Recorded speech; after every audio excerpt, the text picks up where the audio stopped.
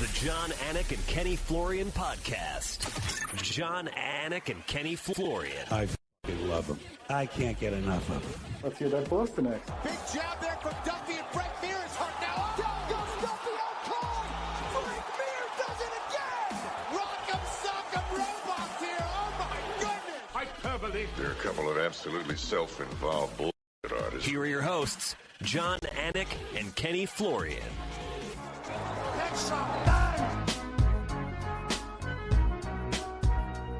All right, so what are you doing live on a Monday morning, 11 a.m. Eastern time? Wherever you are in the world, we appreciate you being with us live on a Monday. It's June 16th, 2025.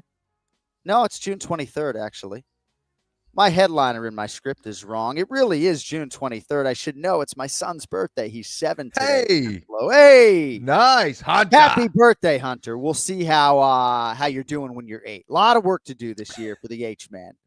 Was the only kid crying this morning getting dropped off at camp. First day of camp on your birthday isn't the greatest draw in the world. Facts. Right? Yeah. Not ideal. Monday, June 23rd, 2025. It is episode 556 of the Anik Florian podcast presented by DraftKings. DraftKings, the crown is yours. Oh my gosh, do we have a lot to get to today. What have you been doing, mixed martial arts fans? Everyone has thoughts on Jon Jones's retirement, what it means for Tommy Aspinall and everybody else. We'll get those from Ken Flo. Ray Longo's in Italy, as I understand it. Some travel issues out of Azerbaijan. So we're thankful that Ray is somewhere safe. I don't know if he has a vacation planned or what his deal is. I don't ask a lot of questions. We'll ask those of Ray. His guy stole the show in Baku, by the way. Nazim Sadykhov. My goodness. And actually, Naz, the world is yours. He will join us live. Well done. Noon Well done, Eastern by the way. today on the Anik Florian podcast. And then we'll transition all hands on deck, UFC 317. Speaking of which, Ken Flo, and I know this isn't necessarily your routine. Do you have any practical shooting drills later today or no?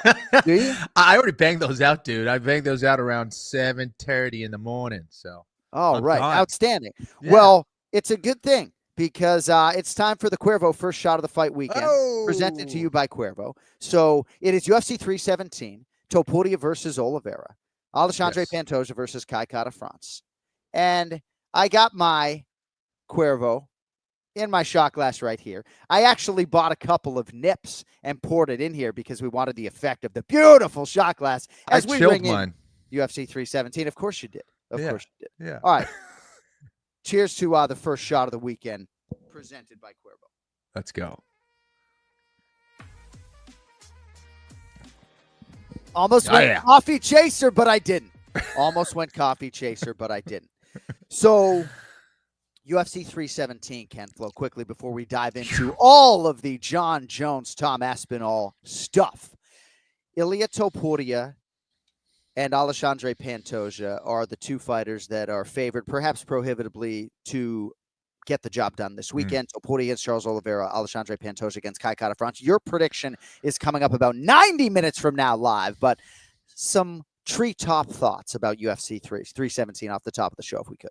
Yeah, these are two dominant fighters who go about their style in very different ways. Of course, Pantoja, an elite grappler, absolutely world-class in every way. The way he's been integrating his striking into his takedown game, which is critical to his success as a jiu-jitsu player, getting that top position. It's going to be hard for anybody out there to unseat him. He's proven how consistent, how good, and how hungry he is. And of course, Topuria trying to make history, trying to become a 2-division champion in the UFC. I believe one of the best fighters in mixed martial arts at the present moment, and can't wait to see him go against Charles Oliveira, who is just an offensive wizard. So a lot of the show on the back end is going to be rooted in conversation about Ilia Topuria and Charles Oliveira. And those guys are going to completely dominate fight week and overshadow a guy like Alexandre Pantoja, who is a willing and able champion who was ready to go in April and ready to go in May. And now he goes in late June, making the 4th defense already of his UFC flyweight title. And Demetrius Johnson has 11 of those, Kenny, and he could have had 12, right? It was a split decision loss to Henry Cejudo in what was his final UFC fight, in a fight that I think maybe he won, right? Right. So if you're Pantoja and you're chasing all-time greatness at 125 pounds, I just don't know that that's really a possibility, which is just crazy, right? Like, as great as Alex Pereira was at 205 pounds, or other guys, Daniel Cormier, were, right? When you're chasing a Jon Jones, there isn't nothing you can do about it, right? I mean, Kamaru Usman did everything he could, and he didn't unseat George St. Pierre. You know, Bilal Muhammad said GOAT is the goal, and he was unable to make the first defense of his title, you know? So for Pantoja, right, I hope he gets his shine this week. And Kai Kara-France could knock him out, right? I mean, this is a crazy sport. But I just hope Pantoja gets a little bit of shine, because a lot of that's going to be reserved for the headlining act, my man. Yeah, no, he's underappreciated. And I think that's a lot of times the case with a lot of grapplers. You know, it's the aspect of the sport that I think that people don't understand as much. Striking, it's easy to understand who's getting hit, who's getting hurt. But with grappling, you know, I don't know if you can appreciate it as much. As a grappler myself, seeing what Pantoja has done is just unbelievable. All right. Later on today, you'll get predictions from Ken Flo, Ilia Topuria versus Charles Oliveira, Pantoja, Kai Kara-France. The rest of the main card, some preliminary predictions as well with Big Gun Brian Petrie. But now, I've buried the lead long enough. Headlines is brought to you by Cuervo. Now's a good time to enjoy the tequila that invented tequila. One of the greatest mixed martial arts athletes of all time, Jon Jones, has called it a career Ken Flo. Dana White suggestively has said that the fight was made. Jon Jones verbally or otherwise agreed to the fight with Tom Aspinall and ultimately decides to retire. There's plenty of money for Jon Jones to make on the back end when it comes to acting and appearances and all sorts of different things in the combat sports stratosphere and otherwise. But a disappointed fan base here as this absolute mega fight goes away. Yeah, I think they're disappointed as well because of the fact that, you know, we were kind of led on here, right? It seemed like Jon Jones was about it. You know, if we are to believe that this fight was, I guess, agreed upon verbally, that there was a point where he wanted to continue fighting and, you know, got people excited and then upset and then excited, then upset.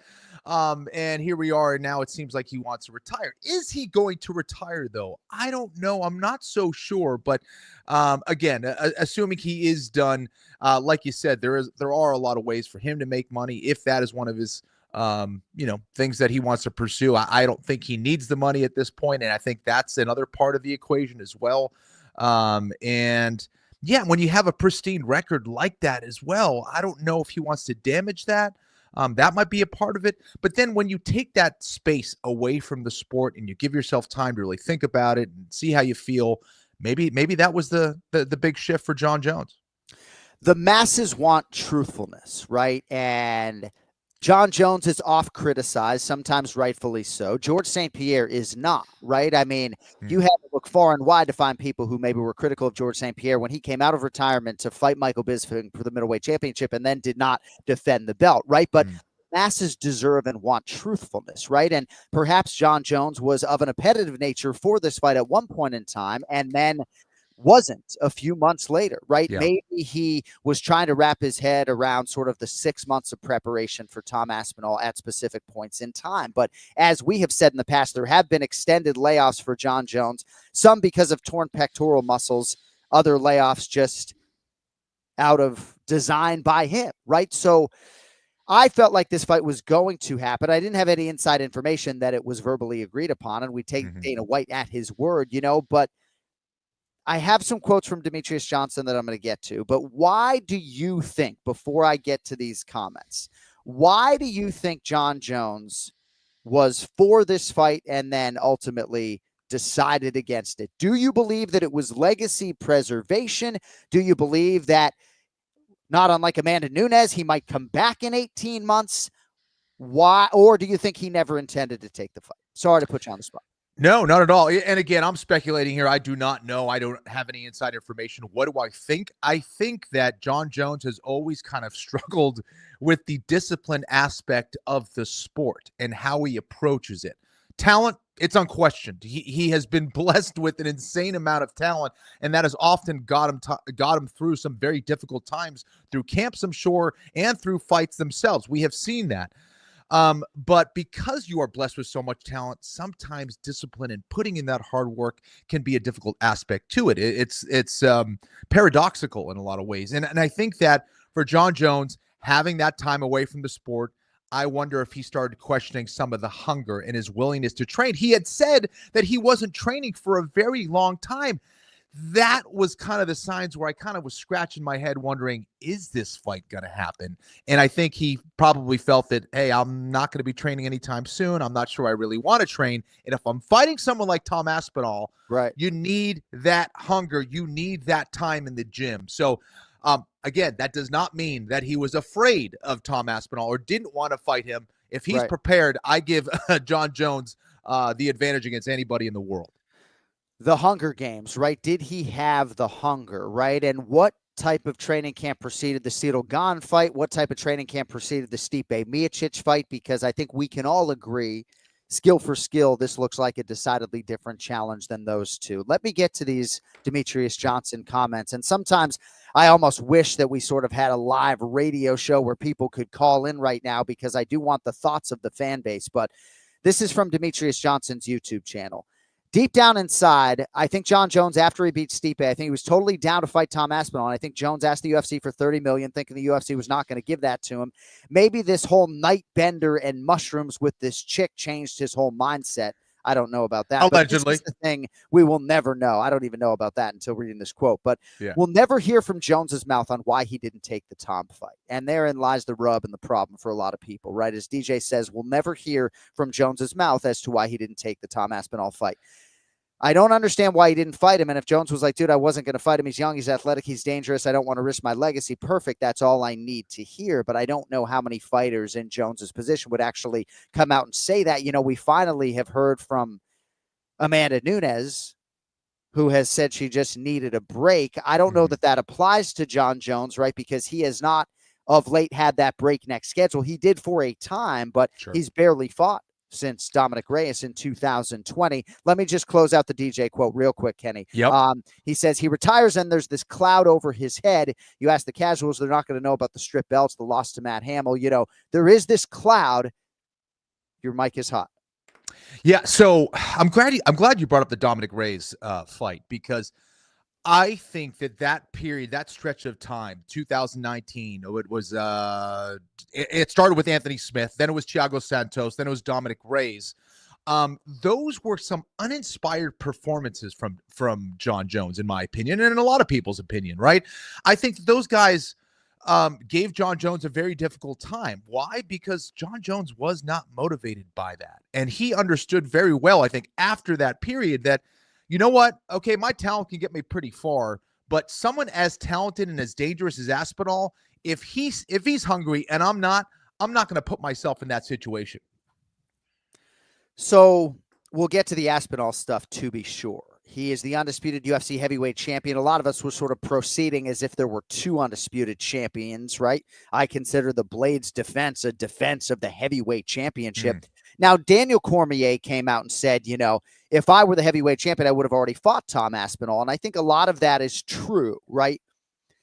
DC would go make the money, right, if he's going to be in an active competition cycle as the champion. I think that's why fans have such a hard time with this, right? The undisputed UFC heavyweight championship belt has not been on the line very much over the past 5 years. Stipe Miocic fought Jon Jones after not fighting for 4 fucking years. So now for Tom Aspinall, as Ciryl Gane or Alexander Volkov or, I don't know, Francis Ngannou lurks or awaits, right? At least you're going to move this thing forward, right? And do right by the division. You know, but I do believe that, you know, the UFC was in a little bit of a tough spot, right? Because promotionally, the magnitude of a Jon Jones, Tom Aspinall fight as simultaneous champions was such that I think you had to give Jon Jones a long leash, especially because at one point in time, he had an appetite for that fight. Absolutely. And this is a fight that was huge. And I think as a promotion, you want to make the fights that everybody wants to see. And I know Dana's committed to that, and Hunter and all those guys. And I think they tried their best to try to make sure that this fight was going to happen no matter what. And Unfortunately, they took a lot of time to get it this far, and then in the end, it all fell apart. So in terms of Jon Jones's legacy, right? Anytime I or someone else anoints him as the greatest of all time, right? Forget the duck emojis right now. I think this too shall pass, as I tell my kids as they get tetanus shots and things. This too shall pass. But in terms of the legacy, right? It's not squeaky clean like George St. Pierre, right? There was a transgression even as late as this week or last week, right? That has been injected into this whole equation, right? I think there was maybe a violent component to Jon's legacy that George St. Pierre's didn't necessarily possess. I mean, both Jon and George have double-digit decision wins in the UFC, right? It's not as though Jon never relied upon the judges. But how do you sort of acknowledge Jon Jones's legacy in totality if this is indeed the end and the note upon which he goes out? Yeah, so I think there's two things. I think there's the fighter and then there's the man. And if we're looking at just what he did in totality as a fighter, I think you're spot on. I think that Jon Jones was a guy who could deliver violence and finishes, against the elite. George St. Pierre, I think, will always be known for his level of consistency and how busy he stayed throughout the course of his career and how insanely tough his division was at one point. I'm not sure if Jon Jones had or always had the same level of competition maybe that George St. Pierre had consistently, but what Jon Jones did do was beat everybody in his path, oftentimes via brutality, and in a variety of ways, whether it was by submission or knockouts. Like he could do it all. So yeah, and he did it in two different weight classes, GSP as well. He just had one fight at 185. But yeah, I think Jon Jones, based on what he's done in the octagon, is most likely the GOAT. I think he is at present moment. And, again, that is separate from what you think about the guy as an individual. So the question beckons, and only Jon Jones can answer it.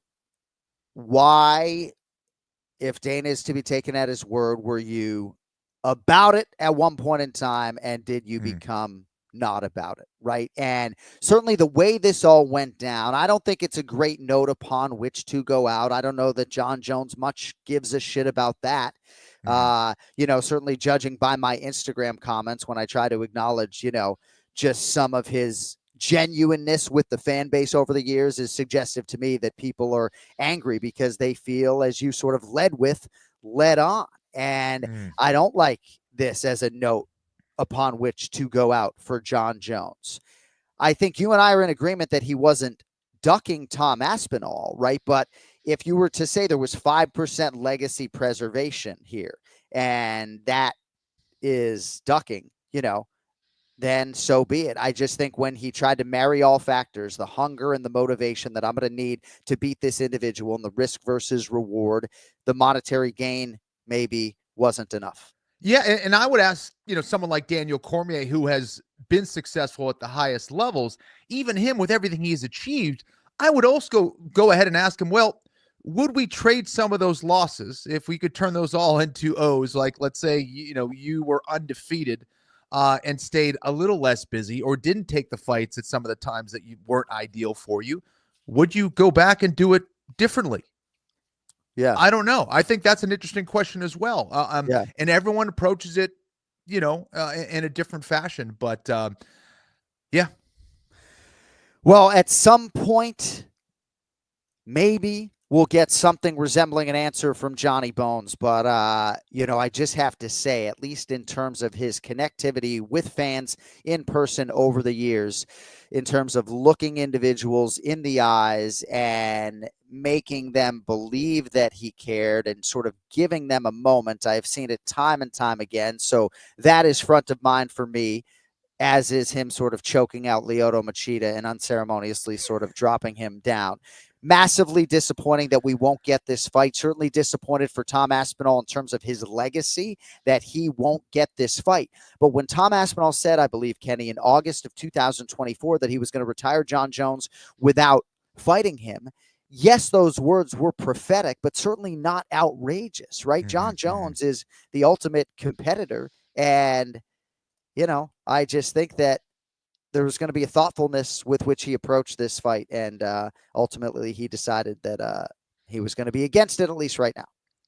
Yeah, for those that are constantly looking for fighters to prove themselves, I mean, there's no age, it seems, that it's appropriate for someone to retire with an O. There's always going to be someone down the line. And I'm sure at some point with Aspinall and maybe his potential dominance, there'll be some other up-and-comer, and Aspinall will be a little bit later in his career.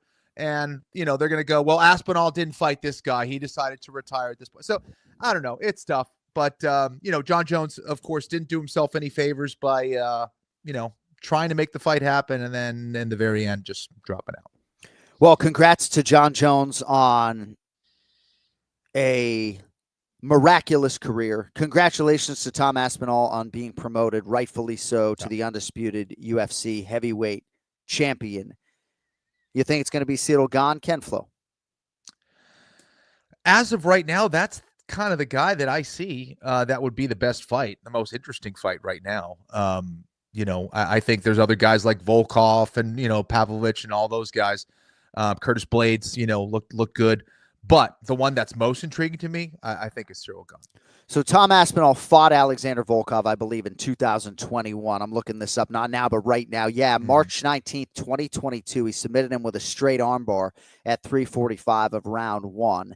So you could be sure that Volkov would like to get that one back. But the fresh fight, of course, Ken Flo, is Ciryl Gane versus Tom Aspinall, and seemingly that would be the direction in which the promotion would go. Somebody asked me, is he going to fight Francis Ngannou? I was like, what? I don't think that's going to be the fight, but I guess it's hard when you're not even in the promotion. Yeah, I guess you just never know in the fight game, but I believe his rights are somebody else's, and Dana White is no longer in the Francis Ngannou business. But it's going to be interesting in terms of a calendar for Tom Aspinall, right? It looks like there's going to be a UFC pay-per-view in Las Vegas October 4th. Would they hold him out for November in Abu Dhabi? Or excuse me, November at Madison Square Garden? Would they do late October in Abu Dhabi? I think you do Tom Aspinall, Ciryl Gane as soon as humanly possible. Maybe you do it October 4th in Las Vegas. I don't know, Ken Flo. Otherwise, maybe it's Madison Square Garden. But I believe that will be the fight. And, yeah, we'll see. All right, last thing. I'm not really going to give you a quarter of a Bitcoin, right? So this is hypothetical. Come on. Okay? All right. For a quarter of a Bitcoin, does Jon Bones Jones ride again? Does he come back to fight for, 10, 15, whatever fucking million in 2-3 years time? I think he will. I think it might be a shorter time for him. If he's going to come back, he's got to come back within a year or two. He can't be longer than that based on his age, in my opinion, if he wants to increase his chances of winning and stuff. But I think we will. A guy with that mentality, being away from the sport, I almost think it's a danger to Jon Jones in a lot of ways, and he's going to need to kind of be in there and kind of get that discipline back. So, yeah, I'm with you. You better pay up, bro. Well, we'll see what I can do. It's going to be interesting, though, to see how he spends his recreational time, to be sure, because, there's a lot of it to fill, I would think. I mean, he procreated a lot, so he has some kids, the dirty boxing connection. We'll see how involved he is there. I don't know if he has any desire to corner upcoming fighters, but I will just say this, and I'm not blowing smoke up anybody's ass. Vocally, he's gifted, right? Like he could do books on tape, right? No, I mean, he could be an actor, Kenny, right? Like he could be a real bona fide actor. And I don't know how much money Michael Bisping has made. He just came out of a movie in which he was the lead for the first time, but I think there's a lot of money to be made by Jon Jones. All right. To Khalil Rountree Jr. in about 60 seconds, but real quick, anyone who knows me knows I have major issues when it comes to sweating. I really do. Perhaps your situation is not as extreme as mine out there, but if you have been struggling with the heat, the humidity, or you just sweat a lot, I got great news. Mando has just launched something that takes sweat control to the next level. Introducing the Mando Deodorant Plus Sweat Control Solid Stick. Double protection. Finally, you get the odor control you love with Mando, plus powerful sweat control as well. And don't wait. Grab yours not now, but right now at shopmando.com and experience the double protection of Mando deodorant plus sweat control as well. This is not your typical deodorant, folks. Clinical strength, 2 times better at controlling sweat than the standard controls both sweat and odor for 72 hours, also stops odor before it starts, and after just 12 hours, underarm sweat was reduced by 92%. I'm telling you, as a customer, the stuff really works. I don't always get the chance to endorse products that I actually use. I'm telling you, though, Mando's the real deal. You can put Mando everywhere, pits, packages, feet, skin folds, back, knees, everywhere. And the body deodorant wipes, I got a pack with me as I travel, my favorite Mando product. Use them in my last fighter meetings, actually, if you really want to know, at UFC 316. Right now, we got a special offer. New customers get $5 off a starter pack with our exclusive code and link. Use code AFPOD at shopmando.com, shopmando.com. Please support our show and tell them we sent you, shopmondo.com. Smell fresher, stay drier, and boost your confidence from head to toe with Mando. All right. What a show. I guess it wasn't a great show, so that's not, usually I can say that. It's an okay show for the combat sports leader in Baku, Azerbaijan, Ken Flo. Feels like we should lead with the fight of the night, but we won't, because we have a lot of that conversation coming up with Ray Longo and Nazim Sadykhov himself scheduled to join us here coming up in 34 minutes. Khalil Rountree Jr., Kenny, gets it done by unanimous decision in the main event over Jamal Hill. 50-45 times 2. Dissenting judge had it 49-46. Jamal Hill was tough fighting through those leg kicks, but Khalil Rountree Jr. had a game plan. He did exactly what you said he would do. You put your entire stack on Khalil Rountree Jr. in our betting segment, and he delivered. What were your thoughts on the main event? Yeah, I was pretty convicted just based on the difference in footwork and Khalil Rountree's ability to chop those legs down. And Hill 100% showed insane toughness. I mean, he was limping in round 2 really, really badly, to the point where you thought 1 or 2 more kicks and he'd be out of there. But no, Hill was determined to try to get the win, or by any means necessary. Wasn't able to get it done. Landed some good shots throughout the process, but Rountree just more versatile with his offense, with his footwork, with his ability to just mix things up and keep Hill guessing. And he was just punishing with those leg kicks. And if you don't have a good base of which to work from, meaning if your legs are compromised in some ways, if you don't have a great stance, you can't create the power that you want, and you can't cut off the cage or move out of the way that you want. And once Rountree compromised those legs, really round 1, round 2, Hill was in a whole lot of trouble. But kudos to Jamal Hill for showing that unbelievable toughness throughout that fight.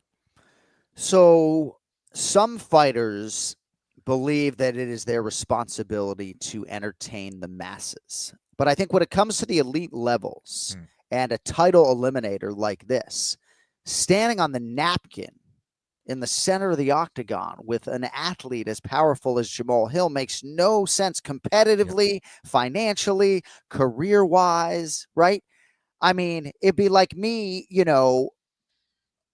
doing something, like Brazilian jiu-jitsu, right? I mean, it's like, or like swallowing razor blades, you know what I mean? It's like, right. It's counterintuitive to the end goal, which is the world championship. And yet, there ends up just being a lot of criticism on athletes who go out and dominate a former world champion. Yeah. So what do you have for us on sort of the entertainment component and some of the criticism being levied at this main event? No, it's a great point. And I think that's what the two fighters were talking about after the fight. I think Hill said something to the effect of, hey, I thought you were going to come in here and really try to fight me and yada, yada, yada.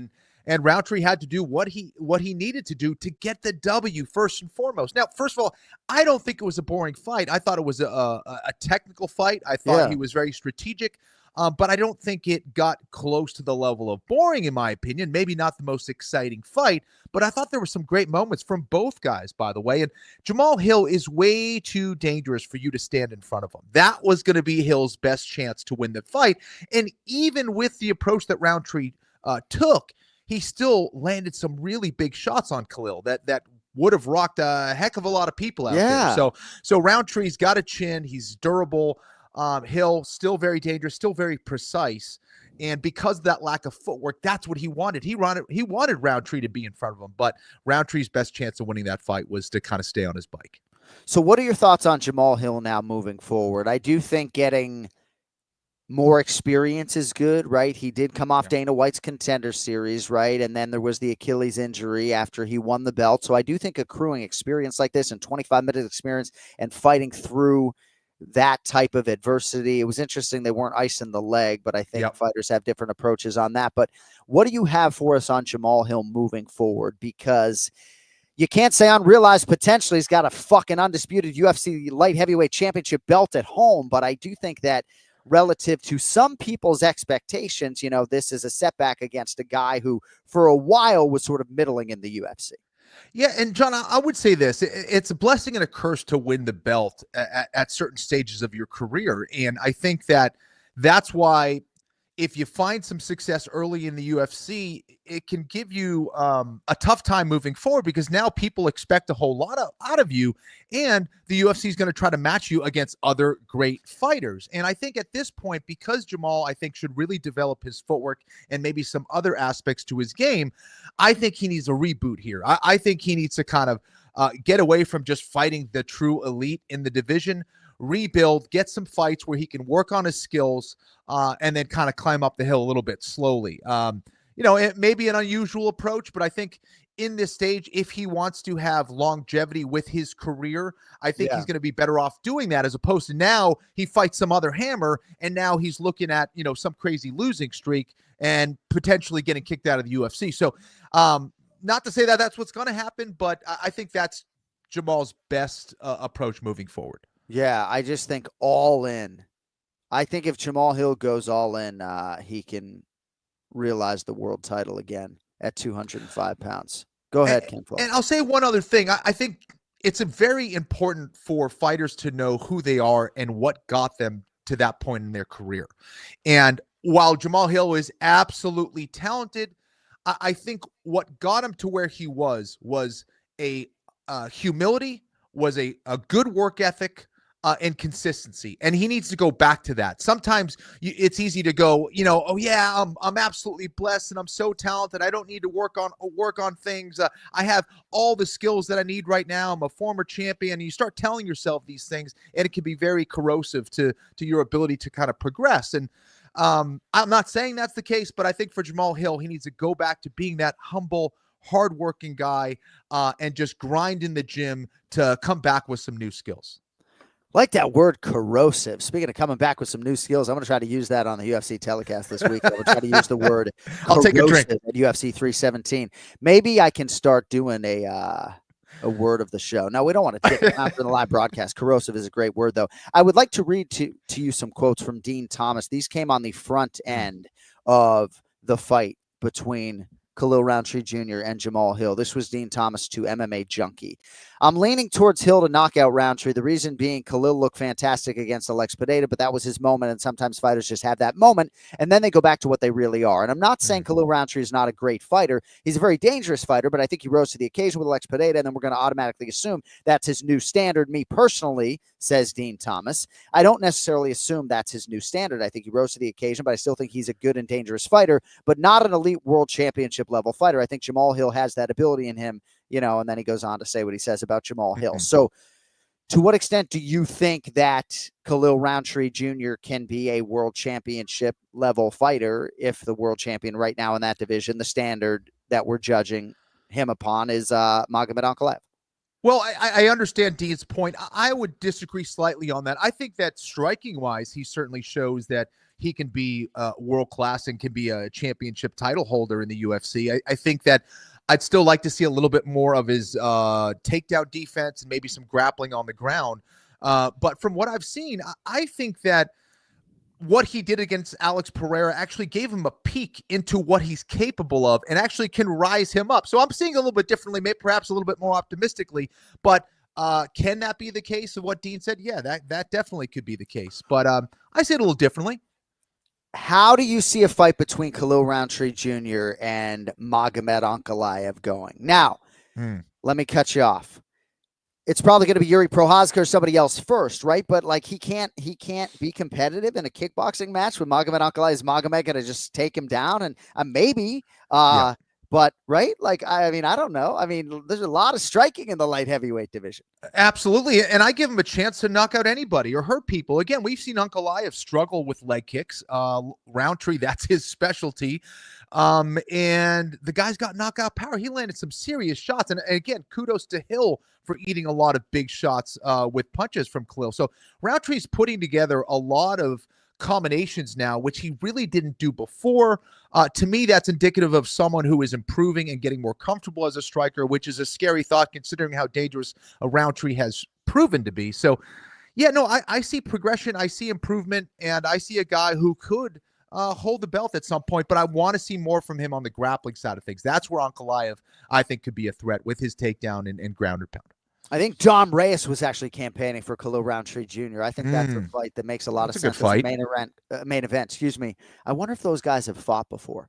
By the way, we are working on Ray Longo in Italy, so hopefully that ends up going down. But we have a lot of things that we need to get to, and we'll see how they spit it forward with Khalil Rountree Jr. A lot of options for him now at 205. All right. So Bilal Muhammad is fond of saying that Ignacio Bahamondes is the best striker in the UFC, and he might be top 10 for sure. But Rafael Fiziev, bro, in terms of offense and defense, that dude might be the best striker in the UFC. Best striking coach in the UFC might just be Ray Longo. Ray, we're not even going to go to the intro. We just would like to see you live from Italy. Guys, I definitely took a year off my life. I don't even know where I am right now. You're sideways right now. Oh, shoot, I put the other way. There we go. There you go. I would, Kenny, this is how delirious I am. I might have not even have noticed that for a while. It's weird being on a different time change, right? Yeah, and I don't think I've slept more than 2 hours in the last 50 hours. Jon Anik does not feel bad for you, okay? This is what he does. No, I do. I feel horribly for you.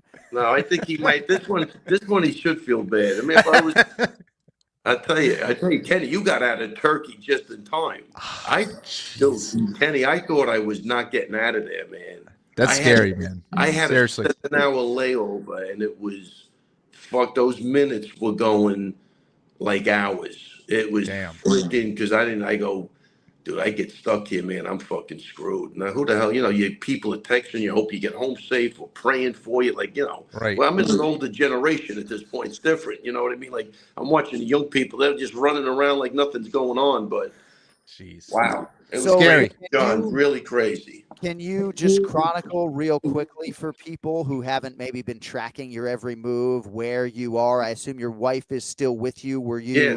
Are you on vacation in Italy? Are you sideswiped there? What's going on? What have you been? I'm going to say, if I have understand, I'm going to say sideswiped. I figured come back here for a day and then go back to New York just to break it up. I don't know. It was, what happened? You got delayed, or they're shutting things down. What happened?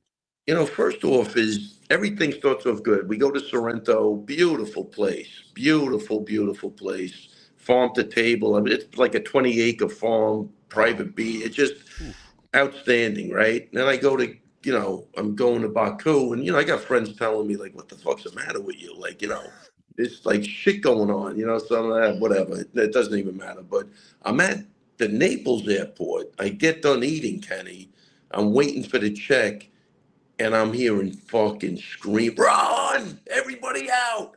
People are flying, stomping on each other to get out the door. What? And we go flying. This is when I'm heading to Baku.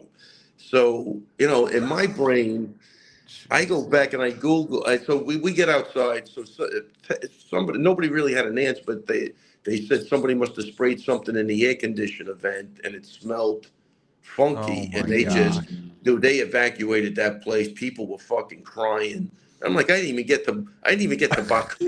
Right. And this ain't even, for some reason, my wife got rattled. For some reason, that didn't even rattle me. And it was weird because I had to look it up, but like, I thought it was a little early. But in '85, a buddy of mine from high school was in Rome. He got gunned down by terrorists. Wow. I looked it up. Yeah, I had to look so I'm like drawing this in my head. I go, what the fuck? Like, I don't even know what I just witnessed, man. It was pandemonium. So when I get on the plane, I don't know what to expect in Baku, but Baku was absolutely beautiful. What a beautiful city, beautiful people. So I go from like a high to lows. I'm on vacation, the airport thing, I get over that. I go to Baku, everything's good. I see people I haven't seen, even kids from the gym that were friends with Naz. Great time, like great time. And I just want to shout out the guy's name because I met him in Abu Dhabi. Aslan Mosuvmav. I hope I get the name right, but he's got a restaurant, Etsi Umad. Fantastic place, beautiful. This is a really beautiful city, uptrending. The guy treats us like gold. The food is great. I'm having a great time again. And Rubenstein's at the table, and he goes, "It's a level 2. We got to start. I got to get Wood out of here, man." What the fuck's a level 2? He goes, "No, they're changing everybody's flights. Dude, it's just unsettling." So I was having a good time. And I can't even eat my food. I'm thinking, man, I'm not even getting out. This is before the fight. Before the fight. So I'm like, holy shit, let me start. So Danny Rube's popping a fucking code level 2 on you before the fight. But he's not making it like, I'm not saying he's nonchalanting it, but I'm like, he goes, we got to, they want people out of here quick, I guess. So I start changing my shit around. I get over that. Obviously, Naz has a tremendous fight. It's fucking great. You know what I mean? Obviously, what an exciting fight. We'll get to that. Now I can't even sleep because of the excitement of the fight. I put my head down for a half hour maybe, and I get up to go to the bathroom, and I just pick up my phone. I see Trump bombed Iran. I'm like, this is bullshit, man. This guy couldn't wait 2 fucking weeks. He was watching the show. No, I shouldn't have said it. Let me tell you something. Now people are really, the UFC's changing everybody's flights. I don't know if I don't want to make like I'm exaggerating. I don't even know. No. I'm one of the last guys in the hotel. There were a couple of people behind me, but I could tell you, man, when I just said, now I'm saying to myself, let me just get to Istanbul, man. Let me just get, I just want to make sure they don't cancel flights, that type of shit more than anything else. And then I get to Istanbul, and I run into, I got like a 7-hour layover. Beautiful airport. Again, beautiful. Outstanding. Beautiful airport. Yeah, I hear that airport's something else. But anyway, you got 7 hours there. So I'm up in the lounge, one of those, business class lounges. And I run into Jamal Hill. He tells me he left some of his bags in the room because they told him you got to get out of there. So I don't know. Like again, you got to coordinate. And he's got like a 12-hour. I don't even know. He just got out of there, so he's stuck in there for 12 hours. So what a sweet guy. His girlfriend. What a pretty, outstanding girl. I mean, but we're talking, and he's got his hat over his head. He doesn't want anybody to notice him. Because now, like, when I'm leaving, the Americans, I don't think are looked upon. It's just a weird feeling, John. It's like I'm more going to the route, man. I hope they don't cancel flights. What if I get stuck here? Blah, blah, blah. And, me and him just start talking. At least we're trying to pass some of the time. But trust me, you don't pass 8 or 12 hours that easy when you're worried about, can something happen? You know what I mean? Like, so, I don't know. We end up just hanging out, and now I feel good again. I'm in Istanbul, so I'm going up and down. Right. I mean, the highs and lows. No, John, I don't know. It could be, I'm saying it could be my age. I don't really, nothing much really fucking bothers me. I'm fucking starting to panic. Like I go, I want to see my kids again. Like I just want to see them. Did you see if he was Buffer at all? I bet he was. What was that? Buff at all? Buff, I don't think left the hotel. Buff was getting mobbed. The fans were outstanding, but like you had 14-year-old kids jumping on the car when we're leaving. We had to get a police escort to the arena. The bomb, the dog sniffing the buses. They had me then I think Wood goes, somebody goes, we're stuck in a big arena now. You're almost thinking like of the movies, like one of those sudden deaths or something. Now that's a place you could hit, and I don't know. So whatever, but the fight's great. The vibe's great. I don't know. So whatever. Let me take you back. So I'm in the Istanbul airport with Jamal Hill, and we're talking. And how was his leg, real quick? No, he said it wasn't bad at all. Yeah, we talked about the fight. We talked about a lot of stuff. I was just trying to add levity to, make the situation better. Because I felt bad for him because he had 4 hours to go than I did. And I'm telling you, I don't give even in the lounge. What do? I can't go to bed. There's no place to. So you were not scheduled to go to Italy on the back end of this? You were rerouted from Turkey to Italy, or no. I scheduled it when I didn't have a return flight, but I figured I was supposed to come just for a night, just to hang out, and I was going to go back from there. But so that got, I pushed it back a day. I was supposed to be home yesterday, obviously. Yeah. So, and then I met, when I was at I forget the name of the hotel. It was so beautiful. But I met a kid there, one of the workers, he knew all the Italian guys that trained at the gym. So I told him I'll meet him. He was from Naples, but he worked in Sorrento. I guess I said, look, I took his number. I said, when I go back, I'll call you. And then he texted when I was there, and I said, look, things got canceled, so I don't think I'm going to make it. But I'll probably text him after this to see if he's around. He's just a nice kid. And, getting back to Buffett. Buffett was, you have to talk to him. I think he might have been a little rattled, but he couldn't walk anywhere. That's for damn sure. Yeah. So, all right. Well, I'm glad you're safe. It's sort of a lot to digest, but I'm sure you're gonna push out a tweet as soon as you get back to the U.S. The Stars and Stripes. Just push out that U.S. flag, baby. That's my favorite tweet when I get home. Yeah, sorry, John. For me, I'll kiss that fucking ground when I land. Trust me. Yeah. I will kiss that ground. Yeah. Because, you were talking about Kenny last week, and I'm going, nothing's even going on really at that point. That's like it just, then when people start calling you saying they start giving you the geography, if you're not used to it, it's a little, I think, you're like out of control. Like when I talk to Naz, he's like, hey, Ray, listen, man, in this part of the, there's always conflict. You got to be ready. I guess they kind of understand it, we're so safe in the U.S. It's a little different. Maybe you never get that feeling, but I ain't doing it. I don't think I'm doing that again, man. Dude, I haven't slept. I just slept now for like 3 hours because I crashed. And obviously I get to the hotel at like 8 in the morning. Don't have the room ready. So I might as well have slept standing up, but it was nobody, I think I don't know. I think, I don't know. I don't know if I'm exaggerating it, but for me, that was it, and it's almost like telling my wife, sorry, I even put you through this. It's like, my gosh. Well, I don't know. Whatever. Well, but all the UFC. I want to, we have a lot of things we want to. Yeah, we have a ton of things that we want to get to with you. But sleep deprivation is an amazing form of torture, right? When I was pledging fraternity, woke us up every goddamn night. It was brutal. Hey. Oh, yeah, John, this could be part of the reason, too. I really haven't slept, so maybe I'm in my mind. It's a little different. But before I forget, too, when I hit Istanbul, it's always good to see, and I just came from the airport where that shit happened, so it's always good to see a familiar face. So I just want to shout out Mark Goddard and Bob, one of the cut guys.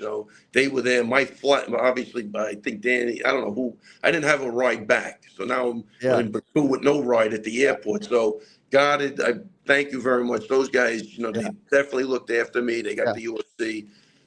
We got to, we got to Baku nicely. And there was another doctor from Holland that, then he's like, I'm surprised they didn't cancel the event. I'm like, I'm just wanting to feel good again. No, John, it was like, I feel great.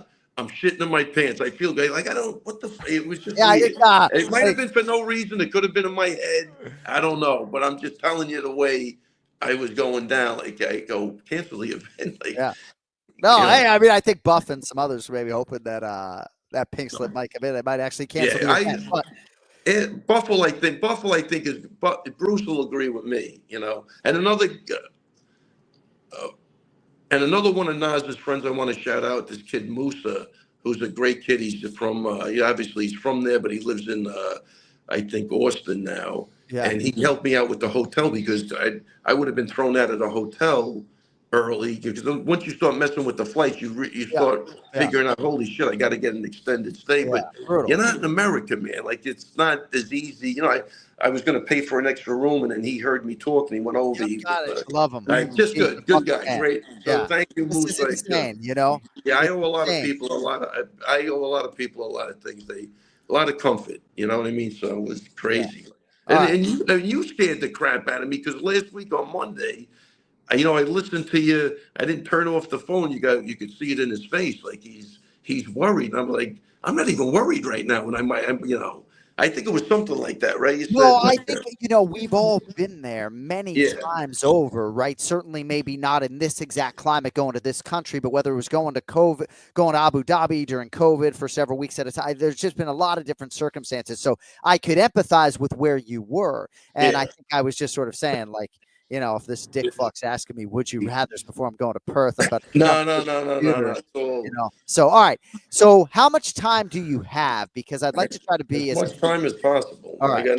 I'm just waiting to get out of here. Okay. All right. So we actually are scheduled to have Naz join us in about 10 minutes. So hopefully we can go 4 wide and you can stick around for that. But there's a lot that I'd like to get to, and I would love to hear Kenny Florian's voice here shortly. But let me just fucking start with, I don't know if it's the fight of the year, but as Paul Felder said on the broadcast, it was technical, it was violent, they deserve every coin of the bonus money.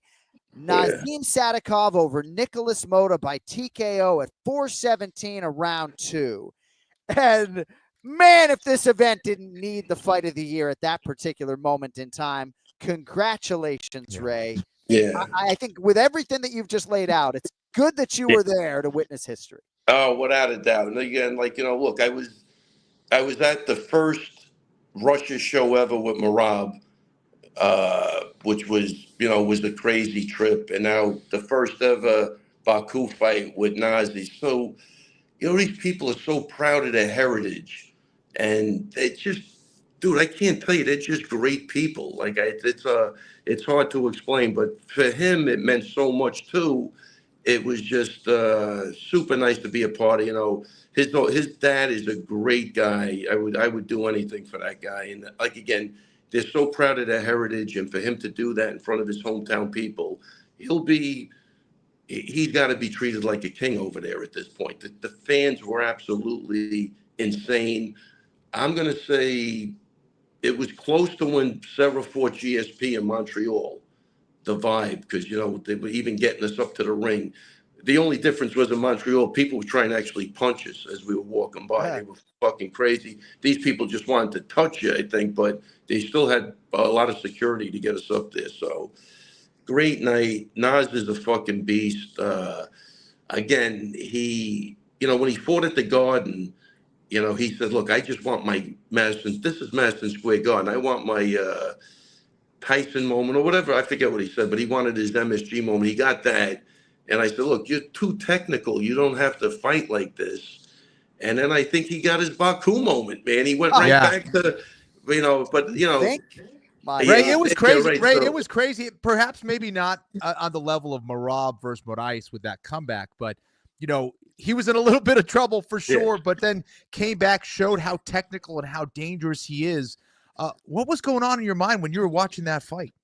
Yeah, get off the fucking cage. He does do that, right? But I'm going to say Merab was more hurt than Naz. Naz got hit. Sure. I think he took a body shot. But if you watch, he's got this, he's rolling. Yeah. He absorbs those. He's not in trouble like that. The problem was, does the ref know that? That was my issue, is that, dude, they stopped that fight. I would have been heartbroken. Right. I would have really been heartbroken. That's the issue to me. I don't think he was hurt, obviously, because look at the way he came back. But, we'll have to ask him. But, after the fight, there was one time we got back to the hotel, we looked at each other, just start laughing. I go, you're actually fucking crazy. Way crazier than I thought. You know what I mean? But I think he needs that to get going. He kind of put himself in that position, but you can't stay on the fence that long. Even with the Russian kid from Alpha Male, he was firing back off of, he covers and then he'll come back and then Vyacheslav Barshov. But this one, sorry about that. But this time he stayed a little too long. And I think that's, what I told him. Well, you stop with the fucking bullshit against the cage, man. Are those those are the kind of fights that can build you into a star? Do you think this is the beginning of what we're going to see from Naz? I think so. Look, he's proven he kind of does that. Look, you want him to fight more. He's a really slick kid if he wants to be. Great kicks, great hands. You know, he could wrestle. He's got good hips. But I've been telling him this for a year. You don't have to do this. You could look great, you know, other ways. But when he does that type of shit, I can't say I'm not a fan. I mean, it was just uplifting, man. You know what I mean? It's his Rocky moment, but now he's had 2 or 3 of them. You know, he's had 2 of them. We'll see. I bet his next 2 fights you'll see more technical Nas. But if he has to go back and fight dirty in the pocket, he will fucking do it, man. Yeah. He's a fucking warrior. Beautiful body shots. You know, he could do it all, man. So awesome fight. It's just you know, I don't know what it was like looking at it on TV, but being there, it was sick. It's an interesting juxtaposition against the main event, which was lackluster. But Ray, in terms of round 1, go ahead. No, go ahead. Yeah, but let me tell you, it's funny. So when we get back to the hotel, because he really wanted to watch Fiziv's fight, but they were throwing us out. So I think we catch that at the hotel. We catch that at the hotel by the time we get back. And then the main event comes on after the. And first of all, I love Rountree's a great guy. Jamal, I feel like I just bonded with, and I hope he's home safe, which I'm sure he is, else we would have heard something. But he got stuck there. But after the first round, I go to Nas. I go, you know what Dana's doing right now? He goes, what? I go, he's writing a check for $100,000 for you. I said, and you could ask him. I said, he doesn't give you that $100,000. I'll give you $1,000. I go, I'm willing. That's how sure I was you're getting that money. I go, I'll give you $1,000 if you don't get that $100,000. Because I knew that at that point, that fight, I knew the other fights, they couldn't go any other way. You know what I mean? So, wow. I hope that audio is somewhere. So, in terms of that was at the hotel. That was at the hotel. So. Oh, okay. Got it. All right. So, in terms of that opening round, Raymond. Yeah. I mean, my jaw is completely dry. I don't know if I'm overstating this. I don't think it'll be maybe the fight of the year necessarily. There's probably one that's escaping me already, but Raymond, Peter, fucking Longo, bro, like, I feel like, thank God you had the right referee in there who didn't stop the fight. And, you know, Nicholas Moda. Yeah, I got to give it up. But he got to exercise a little patience, young man. You know what I mean? Like, I felt like if he just let it breathe for a second, you know, it's like me trying to eat French fries when they're too hot. They don't fucking taste good, you know? Let it breathe a little bit, my man. And then I thought he could have knocked your guy out, you know? But my gosh, man. That was insane. Yeah, John, first off, Nas has a set of fucking whiskers, man. I don't think he might get knocked down. He's got a really good chin, man. I just don't want him to overuse it. You know what I mean? Well, his arms blocked and I'll tell you, I'm sure 75 shots in the competition. And I'm sure John Wood's in agreement with that. You know what I mean? Like, you don't want to see it, but he could. The fact that he could do it, and you know, for all the guys out there that you know maybe don't get knockouts or whatever, you got to put yourself in the position. It's the old saying, Ken. You got to put yourself in the position to get knocked out to knock somebody out. Sure. And he does it. He's the definition of that. He has no problem going right in the pocket, covering up, exchanging with you. And he's good. He's good. His combos are really crisp, and he's got a good chin. And he beat that kid at his own game because I think everybody was in agreement. I thought Nicholas was a tough kid, but kind of basic, you know, good 2-3, 3-2, whatever. Nas has way more than that. He's seen that 1,000 times in the gym. But that kid really did bring it. And Nas actually then just beat him down at his own game. He broke him. He fucking broke him, man. It was, you know, it was. You combine all factors: Baku, Azerbaijan, and the coming back from adversity, and just the skillful nature, Kenny. Right? Like, am I like? It's one thing to have, and again, it reminded me in some respects of Dustin Poirier against Dan Hooker. Just how much punishment can these? What am I? I'm not a man. I'm watching. I'm like, I'm not what these guys are. I'm not a woman, but I'm not a fucking man as I'm watching. Nas, man. My man. There's the man. Yeah. Now joining us live on the Anik Florian podcast, the man of the moment. The world is yours, my man. Nazim Sadykhov. Where are you, my man? Are you back home? Where are you? I'm in Azerbaijan. You're staying there for a little bit or what? Yeah, let's hope this Azerbaijani Wi-Fi holds up. Bro, congratulations. In terms of the skill level, combined with the action, one of the best fights I have ever seen. I don't know how much you have slept ever since, but congratulations, my man, on everything that you were able to do. And to do it in that building, it had to be as special as, I would think, very close to winning a world title, I would think, in many respects. That's literally what it felt like, John. You hit it on the head. It literally felt like winning a world title. So thank you so much, man. It was like absolutely electric. I literally felt like I was hovering to the cage when I was walking out, the fans and everything. It just felt unreal, but very real at the same time, Naz, it was an absolutely brilliant performance, man. When Mota had you hurt at one point, how bad was it? Is that my connection that you guys keep breaking up? Like I hear you and then you guys disappear for like a second. So you sound very clear to us. Yeah.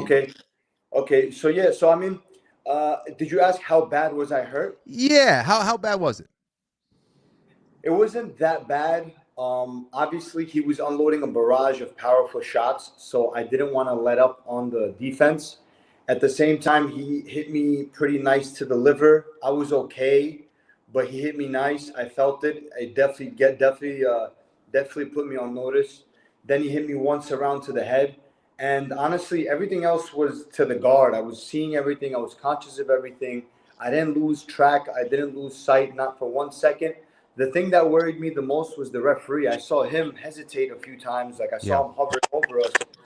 So, and I actually went for a takedown to grab the legs, which ended up looking like a knockdown as well, because of the barrage. Like he never stopped throwing. He threw like a good 75 punches straight. So those are like more of my worries. Was the referee? I didn't want it to be a stoppage. I didn't want him to intervene. So it was like to me it felt like it was getting to a close call. So I was trying to get myself together and do something to show that I'm in the fight. But looking back at the tape, I didn't really look too out of it, but it definitely appeared that I was hurt and that he was like he was having his moment for sure. And Naz, I'm seeing a guy that's showing improvement and progress every single fight. How much more do you have to show relative to your potential? Honestly, I really, truly, I'm not just saying this because it's cliche to say, I really feel like I'm just getting started. I really feel like I'm starting something. I'm just at the start of something big. I also think things are going to come out of nowhere and they're going to come fast. And then Ray, when I just got signed to the Contenders, he looked at me and said, enjoy it because it's going to fly by. I didn't really know what he meant because I'm like, listen, I'm 28. I just got signed. I got like 100 years ahead of me. These 3 years flew by fast, and a lot has happened since then. So I don't doubt that the next while is going to come fast as well, but a lot of things are going to happen in between. With that being said, I feel like you're going to continue to see a better and better version of me. I'm not just a fighter. I'm a thinker. I'm a technician in this game. So I absorb everything daily, and I grow daily. And I think the best is yet to come. I don't even think I'm close. I literally think I'm 5/10 of the way there, 4/10 of the way there. That's how I feel. Yeah, I think when you go back and look at the beginning, I think I hit on basically everything he's saying too. Like, so that's it's good. But I want to tell you a funny story, Naz, that I didn't tell you. When I ran into Fasiv at the airport, he was so excited for you. He said, while he was watching the fight, he goes, I just wanted to throw my whole fucking game plan out the window. And I go, are you talking about Mando? Yeah, no, Fasiv. He said when he was watching the fight in the background, he goes, I just wanted to throw my whole game plan out the window. But I go, Fasiv, that wasn't the fucking game plan, though. I said, you had your MSG moment. Now you had your Baku moment. Now you got to go back to being the technical wizard that you are. You know what I mean? Listen, like we've had Ray, this conversation. put me in the apex. Yeah, that's it. You got to get him in the game. You can't put him in big stuff. You just can't. Put me in the freaking apex then, if that's the case. Well, never in a million years did I think like I would be so unanimous with the bonuses with the Fasiv on the card and then the Tofik Musayev on the card an oral by, like these are exciting names on the card, and it was just unanimous who took both bonuses before the night was even over. So Bro. like that's an honor to me. It's badass, man. That's a feat in itself to me. Bro, I don't even think you understand what it was like to be sitting home watching what you did. I mean, it was unbelievable. Nazim Sadykhov with us live here on the Anik Florian podcast. His coach, Ray Longo, is also with us. So I do want to ask journalistic questions of you, but I want you guys to sort of enjoy the fruits, right? Because what I led with, that winning the world title, you have spoken about that repeatedly, right? And it almost sounds Dwalish Willie-esque as you sort of speak it into existence, right? But I just hope that you sort of, who knows? We went to Russia in 2019. We haven't been back. This seemed to be a hugely special live event, but I hope you can just live in this for as long as possible, because seemingly it couldn't happen to a better guy, and you just don't know how many moments are going to top this. Yeah, like I told you guys, like I agreed with you. This was a world title to me. This means the world to me, and obviously I look for even bigger things. Like I want to go as far as to say that I'm going to defend the belt here one day. But if literally I never fight again, I fought an MSG Fight of the Year candidate. MSG. I fought in Baku for the first ever event in a random ass place like Azerbaijan. My entire time in the US, I'm telling people Azerbaijan, where'd you come from? Where'd you go? Azerbaijan. What? What? Your friend over here, Ray included. I can't. 1,000,000%. The first time I ever mentioned Azerbaijan, he thought I was casting a spell on him. I thought he would tell me that they're bringing the UFC to Azerbaijan. I'd say, not fucking happening. I didn't believe it. I never believed it.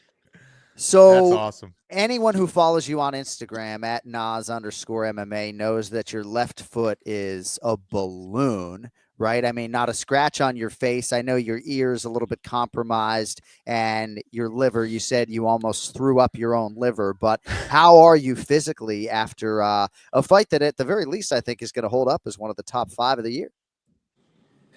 Honestly, I'm fine, and I know my own trajectory at this point. I know how I recover, how long certain things take. I'll probably be back in training in 2 weeks. Maybe not necessarily sparring, but I'm definitely going to grapple in 2 weeks. I'm definitely going to be lifting maybe at the end of this week, grappling by next week. So I'm fine, man. Nothing major at all, and thank God for that. I'm feeling good. So Ken Flo fought for the belt twice in this UFC lightweight division. So he and I are always going to suggest that 155 pounds is the hardest division in which to get things done in the UFC. But now you're in position, my man. If you weren't before, now you're in position to call your shot for more reasons than one, right? It's not just that, you're on the cusp of the top 15, right? But the way you've done it has massively resonated with people. So what is next? What is the timeline? And, not to be that guy, but if there is a name or two, we would take that. First of all, let me reposition myself. I feel like the light or whatever's in the way. There he is. Yeah, is that better? Is this better? Yeah, that's better. Good. Reposition myself. There we go. So, calling my shot, I'm going to say the earliest date, if Benoit Saint Denis needs a dance partner for Paris, the UFC has put me. The UFC has put me as a. Yeah, the UFC has put me as a hometown hero in my country for this event. I'll go play villain in Paris. If that be the earliest I'd be able to get back. If not, maybe somewhere on the card with Marab. I'll play villain on Mexican Independence Day and go Mexican for Mexican with Manuel Torres. I'll go. Yeah, and then I think these are two names that just come into mind right away. Maybe some veterans as well. I wanna finally get that. All I've been fighting is up and coming prospect guys. I would like to fight somebody that's been in the game for a while, that has seen it all, that can weather my storms and give it back. Michael Johnson comes to mind. Bobby Green comes to mind. Diego Ferreira. I don't know if these guys are booked, by the way. No clue. but these guys come to mind as well. 6 scrap for me stylistically. So I'm kind of open to different scenarios. So yeah, the earliest I'll be back is go play Villain in Paris. The other than that, I would probably try to get on a card with Marab. Doing camp with him was awesome. So I try to get on a card with Marab as well. That's probably going to be October, November, I'm assuming. So yeah, something like that. Well, Ray just wants to go as far as possible. So yeah, no, I tell you, I just wanted to get. I wanted to get to Italy again. I'll be honest with you, it was crazy. They started changing everybody's flights, man. It was nuts, you know. So they, you see, he's not reacting to that because this is normal to him. There's nothing going on. For me, it was different. Dude, you know, these wars and these bombs and these missiles are just like a way of life. It's like brushing your teeth. You brush your teeth, you see a rocket fly by. It's like a normal thing. Not in here particularly, but like Azerbaijan and all this entire region is just hot. It was just made hot like that. It's not like America. We're so lucky in America. Like we just live in peace and we don't even know what a rocket looks like. Over here, it's like these things is like, oh, Israel hit Iran. Iran hit this place and this place hit that place. It's like it's just normal on the news over here. It's crazy. Yeah. So now that you're out the other side of the fight, have you been able to witness, and maybe you were able to let some of this in during fight week, just how enamored people were with Baku? And it must be cool for you to see people say, my gosh, I didn't realize this city and this country was this special, you know? That was the whole thing about me showing my culture, like where I came from. And, you know, like I'm American. But in that standard, I'm like American at this point. But like, you know, the Azerbaijani in me always wanted to show that part of the world because nobody knows where I come from. So for the UFC, one of the biggest PR machines in the world, one of the most famous, most like biggest things that can have an event in Azerbaijan, for it to come there, and then for the staff, all the lovely staff at the PI. Ray, I've been telling Ray about this, like dreaming of him to be there. You know, like for all these people to come and say, wow, this place is beautiful. This place is gorgeous. The food is so delicious. The people are so beautiful. The culture is so amazing. Oh, wow. I really love the old, I love Ichari Shahar, the old city. I love the White Houses. I love this. I love that. So for them to say this was literally my dream. And that's why I'm in agreement with you. Like, this was a world title, because a world title is like, it doesn't get any better than that. When you win a world title, all attention is on you. So this time, all attention was on Baku, and that's what I prayed for. I dreamed for days like this. Well, and I already gave it a shout out, but pronounce Aslan's restaurant again, because I probably screwed that up. It was a fantastic place, and again, guys, these people are they are beautiful people. It's a beautiful city. I got treated like a king, as far as I'm concerned. You know, even, you know, El Goon driving us around, you know, Musa, he did it, but whatever anybody could do, these guys are just nice people. I'll always be indebted to them, because when you're far away from home and it's not your culture, to be embraced the way I was embraced, I promise I'll give that back when these guys are in New York. I mean, it just was a great feeling. It really was. But pronounce that restaurant. I added, what was the name of the restaurant? It's called Etçi Umut. Etçi Umut. It's like Azerbaijani Turkish cuisine mix, and it's delicious, guys. Be my guests if we ever come back out here again, or you guys want to come out here like on your own, and you guys want to like explore and stuff. Please let me know, and I'd love to hook you guys up and show you guys around and hook you guys up with a bunch of places out there. And the food was fantastic, and Aslan and his brother were they're really nice people, you know. Yeah. You get to my age, man, you really appreciate things you don't appreciate when you're younger. You take a lot of shit for granted. But again, I love meeting new people, and I love people, you know, treating you good, you treat them good. It was a really good feeling, you know. Yeah, hospitality is a must out here. This is no question about it. The whole culture. Yeah, you know, even I wasn't sure, they were rushing everybody, changing everybody's flights because what was going on in the world. And I'm like, holy crap, I really don't want to get stuck here because I got family and stuff back home. But I knew if I got stuck there, it wasn't really a problem. I mean, World class, yeah. No, I you mean, know what I mean? Like there the legend were. that you are, you know. Nah, I'm not talking like that. They're just good people. It has nothing to do with who I am. I could be a nobody, and I'm sure they would have treated me the same way. I promise you, that is the case. Yeah, 100%. No, I could tell. No, I felt it. You know what I mean? And just you being a foreigner alone, they'll want you to not feel uncomfortable.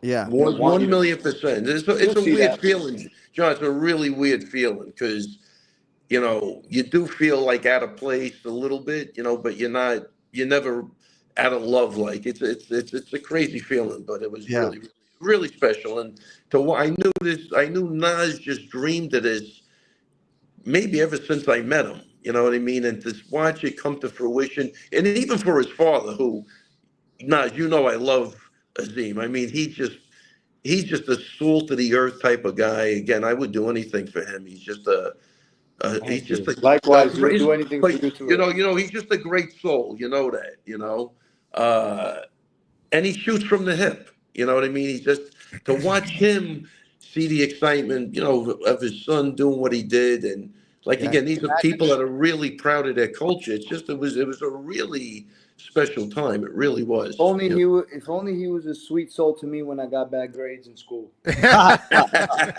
imagine watching. You know what I like? I like when we were out to breakfast, John. Nas had sunglasses on. His father told him, take the sunglasses off. He just he's not arguing with him. They got a great relationship. I don't know. It's good to see. Like I'm at a different spot in my life. You know, like again, if I was 25 or his age, this shit probably wouldn't even mean anything to me. And you know, you take everything for granted. I was a fucking imbecile, like, you know. But as you get older, you appreciate the little things in life, and those little things are actually for sure. No, I remember when I first experienced hospitality in Abu Dhabi, I was effectively blown away. But Nas, hopefully at some point we can make our way to Azerbaijan. I did find myself wishing that I was there as I was watching that live event play out, and I can't even imagine what it's like for a father to watch his son do that. I know you're making the rounds today, so we want to respect your time. Congratulations, brother. We appreciate you carving out a few minutes for us, and look forward to shaking your hand and congratulating you in person. And if it's not Paris, we very much look forward to the return later this year, whenever it may come, brother. Thank you, guys. Thank you so much for having me. See you guys soon. Congrats, man. Woo! There he is. I enjoy it, and I know you are enjoying that. So, as of now, how many times have you watched the fight? Under or over 500? I didn't hit the 500 mark, but I'm definitely over 450 for sure. I'm going to go watch it after we finish rapping. Thank you, brother. Enjoy your day. Take care, guys. Bye. I'll talk to you. Take it easy. There he is, Nazim Sadykhov, with us here on the Anik Florian podcast. Ray. Crazy. Phenomenal. I'll tell you, but you can see how well he speaks too. He's an intelligent kid, man. Oh, he's the man. He's the man. Ray, we got Brian Petrie coming up in a few minutes. Would you rather? Oh my God! I'd rather be home. That's what I'd rather. Hey, is that what you were thinking? I was going to say, would you rather talk about Rafael Fiziev or go? Jesus. Oh no, I'm not. I got no place to go. All right. I mean, yeah, I have some. Would you rather sweat mayonnaise or cry ketchup?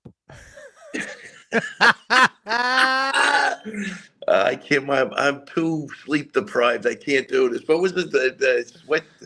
Hey, would you rather have hands for feet or feet for hands, Ray? I have no idea. Hey, Ray. I want to talk about Fiziev. I thought we will. I'm just teasing these for next week. Would you rather fight spiders or snakes? Would you rather cows be purple or cats be huge? I mean, would you rather have a... Sorry. You are spending time thinking this show. Somebody's writing shit for you, You know what? We don't have a TV deal for this podcast for 2026, so someone's got to put in some sweat equity. That's all right. Well, that's what you do. You definitely put in the sweat equity. There's no question about that. Oh, Rafael Fiziev, bro. What an absolute joy it is to watch him, right? Almost, I don't know if he's microdosing on mushrooms, seeing every shot coming back and his head out of the way like he's the Matrix. Offense, defense, just a special, special fighter. And I don't want to take anything away from Justin Gaethje's win over him. He beat him twice, right? But a full camp Rafael Fiziev on this night was going to be hard for Ignacio Bahamondes or anyone else, right? Yeah, no, listen, outstanding fight. Both guys. I didn't know which way the fight was going to go. I think, Ignacio, obviously, infectious energy when you speak to him. He just loves being here and fighting. He's going to grow from this fight a lot. He's a young kid. He stepped up, and Rafi mixing in the takedowns was absolutely phenomenal. Like fight IQ wise, you got to give him an A+. And again, another guy who I never really met, but I just have a good time talking to people and meeting people. It's watching his dad in the corner at the event, I believe, and the interviews they do. It's just, I don't know, like when we're sitting back in America, you think people, they don't even have relationships with the kids. They're fighting, they're bombing each. I don't know what the hell runs through my head, but people are just.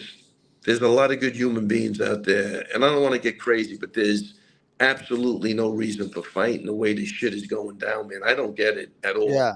I mean, well, because I know people from every freaking region I got in the gym. Nobody wants this shit. Nobody. I don't know what the hell's going on, but shit's got to stop. It really does. People will get along, man. It was really special to see Rafael Fiziev with his father. I don't know that we need to integrate, American parents along the way, but no. Really a special moment, Kenny. I don't know if you saw it, but just seeing the way his dad, and it didn't seem to me like maybe this was a father who had long articulated his pride for his son over the years. Maybe he was that guy. But Ken Flo, what do you have for us on Fiziev? Because in the nature of time, I want to get some of your thoughts on just how brilliant a mixed martial arts athlete he looks like, to me at least. Yeah, while I thought Bahamondes had the advantage heading into that fight, I did think it was a very dangerous fight for La Jaula, just based on Fiziev's ability to put together some nasty combinations. But what I did not expect was what Ray talked about with the takedowns. I think the intelligence and execution and the timing of all of those things really was the difference. It's showing that he's thinking about this game. He's making adjustments to maybe some previous mistakes that he's made in fights like against Gaethje and things. So he is getting better. That's a scary thought. Defensively, I thought was where he was just sharper than Bahamondes, and I think that was the difference. But really a brilliant performance. And to add to Kenny's thing, like I told Nas for the first time, when I saw Fiziev at the airport, he said, he goes, watching Nas's fight, he goes, I just wanted to throw my whole fucking game plan out the window. So by saying that and still holding to the fight IQ he had in that fight, I think he even makes it more special to me. Because, dude, if you weren't jacked up after watching fucking Nas's fight, something's wrong with you. Like that. So, and those guys, again, he's from Azerbaijan. So, he's watching, they got I think they have a pretty cool relationship. I don't know, what it is, but and this week they definitely did. So, for him to even say that to me and then do what he did, I think makes it more special because I don't know how you put the brakes on after that, after what you're witnessing and you're in front of your home people too. It's crazy, but he did get it done. He did go back to fight IQ with the takedowns and was pretty to watch. Dude, that's a great point. I mean, could you imagine watching your fellow Azerbaijani out there in that type of fight and then having to sort of reel it back in? And I think you guys are also wise to credit Bahamondes. I thought he was valiant in defeat. He was trying to win the fight. He just I just think Bahamondes, I know he lost his ranking, Kempflo. I think he's still going to beat a lot of the guys in the lightweight division. Absolutely. He's still developing as a fighter, and I think we'll see huge improvements from him. I actually thought he won round one. I think round two and round three were the difference for me, but he'll be back. He'll be back and just, little adjustments, and I think he's still very much a guy who is elite in that division. Oh, 100%. This is a young kid. He's going to make the adjustments. That fight might have did him more good the way it went down. I agree. I think he got caught off guard, and that's not going to happen again. You know what I mean? He was on a great trajectory. There is not one iota of doubt in my mind that kid doesn't get better from that fight. It's that type of fight. Yeah. And where he has in his career, how old is this kid? Oh, 28 maybe? I mean, think of it. I really believe this, that will be a turning point in this guy's career. He's not losing his next fight, I bet. I think you could see he's in love with the game, and he's got youth on his side, and he's technically really good. So it's going to help him more. It maybe as fucked up as it is to sound, maybe even more than a win. I think he makes some adjustments that are going to serve him really well in the future. Yeah, he'll be 28 on August 27th. Yeah, So he's think still about that. He's yeah. crazy. And again, Rafael Fiziev is a real hard guy to beat. You All know, right, Ray. yeah. Hey, real quickly before we let you go. No, I'm not going to ask you about mayonnaise. So UFC 317 is this weekend. Yes. You have Ilia Topuria versus Charles Oliveira, and you have Alexandre Pantoja versus Kai Kara France. Anything appeal to you from a betting perspective or otherwise? It seemed like you were bullish on Ilia when we asked you when the fight was booked. Anything for us on 317 before we let you fly on out of here? Yes, definitely still bullish on Topuria. I say he gets it done. I think he gets it done by knockout. All right. Well, we wish you the safest of travels back to Les États-Unis. Thank you. And we appreciate the extended time. And I guess in closing, congratulations, man. I mean, part of the thrill for me was watching you in that goddamn corner. So amazing win in a career full of them for you. And I'll tell you, John, what I was mentally through, this podcast was such a pleasure for me to do, man, just to get my mind back on track. Good. I don't think you understand how really special it was. I'd sit here for fucking 6 hours. Dude, I spent 8 hours looking at the wall. Well, had I known that, well, we just got to communicate a little bit better. I'll take you for 60 minutes anytime. Would you rather fight spiders or snakes? I'll take them all. There's no spiders, snakes, anything. Just get me back to the U.S. Would you rather? Well, he's still going. This is incredible. Would you rather cows be purple or cats be huge? Or as Dana says, do you maybe not give a shit? Maybe not give a shit is always going to be my answer. Well, hey, if the cows are purple when you get back to the United States of America, I don't think you'll much care. I love big cats too, though. Yeah. Hey, have a great day and a better evening. We love you. Thanks. Guys, what a pleasure it is to talk to you two today. What a fucking pleasure. You guys are the man, Ray. I'll talk to you soon. Take it easy. Much love. There he is, the American Ray Longo, every week, Ray Longo Minute on the Anik and Florian podcast. Well, you just heard there. It is UFC International Fight Week 2025, and while hotels in Vegas may be sold out, still one vacancy left. Yeah, the lightweight title at UFC 317. Do you think out there you know how that fight goes down? Well, grab your own crown with DraftKings Sportsbook, the official sports betting partner of UFC. So this Saturday, new lightweight champ will be crowned. Ilia Topuria collides with Charles Oliveira. Also Pantoja versus Kai Kara France for the flyweight gold. A lot of ways for you to get in on the action. And if you are new to DraftKings Sportsbook, now hear this, as my mom used to say. Here's your main event. You bet just $5 and score $150 in bonus bets instantly. Download the DraftKings Sportsbook app now and use code AFPOD. That's code AFPOD for new customers to get $150 in bonus bets instantly when you bet just $5. You can download that application now. Gambling problem? Call 1-800-GAMBLER. In New York, call 877-8-HOPE-NY or text HOPE-NY. In Connecticut, help is available for problem gambling. Call 888-789-7777 or visit ccpg.org. Please play responsibly. On behalf of Boot Hill Casino and Resort in Kansas, 21 plus, age and eligibility varies by jurisdiction. Void in Ontario. Bet must win to receive reward. Minimum -500 odds required. Bonus bets expire 168 hours after issuance. For additional terms and responsible gaming resources, see dkng.co/audio. Brian Petrie, how we doing?